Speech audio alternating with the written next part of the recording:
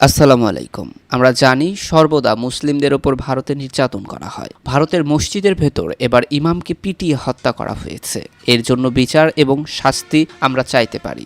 আপনারা কে কি বিচার চান তা অবশ্যই কমেন্ট বক্সে জানাতে ভুলবেন না। ভারতের বিভিন্ন স্থানে মসজিদ ভেঙে ফেলা, মুসলিমদের নানাভাবে দমন-পীড়নের মতো ঘটনার খবর সম্প্রতি উঠে আসছে স্থানীয় আন্তর্জাতিক অনেক গণমাধ্যমে। এই নিয়ে আলোচনা সমালোচনাও কিন্তু কম হয়নি। তবে এবার যেন ছাড়িয়ে গেল সেসব মাত্রা। দেশটির উত্তর-পূর্ব অঞ্চলীয় রাজ্য রাজস্থানের আজমিরের মসজিদে একজন ইমামকে পিটিয়ে হত্যা করা হয়েছে বলে খবর পাওয়া গেছে। ভারতীয় সংবাদ মাধ্যম এনডিটিভি সোমবার এক প্রতিবেদনে জানিয়েছে, গত শনিবার আজমিরের একটি মসজিদের ভেতরে মুখোশ পরিহিত অজ্ঞাত ৩ দুর্বৃত্ত মোহাম্মদ মাহির নামের ওই ইমামকে পিটিয়ে হত্যা করে। প্রতিবেদনে বলা হয়েছে, আজমিরের রামগঞ্জের কাঞ্চননগরে অবস্থিত মসজিদের ভেতরে নিজের শিশু সন্তানদের নিয়ে ঘুমিয়েছিলেন তিনি। এ সময় হামলার শিকার হন তিনি। ইমাম মাহির উত্তরপ্রদেশের রামপুরা এলাকার বাসিন্দা বলে জানিয়েছে পুলিশ। মারধরের সময় ইমামের সন্তানরা চিৎকার করলেও তাদের হত্যার হুমকি দেয় দুর্বৃত্তরা। পরে তাকে গুরুতর আহত অবস্থায় ফেলে রেখে তার মোবাইল ফোন নিয়ে পালিয়ে যায় দুর্বৃত্তরা, যাতে সাহায্যের জন্য কাউকে ফোন করতে না পারে শিশুরা। অভিযুক্তরা চলে যাওয়ার পর ওই ইমামের শিশু সন্তানরা মসজিদের বাইরে আসে এবং প্রতিবেশীদের ঘটনার কথা জানায়। পুলিশ জানিয়েছে, এই ঘটনায় এখন পর্যন্ত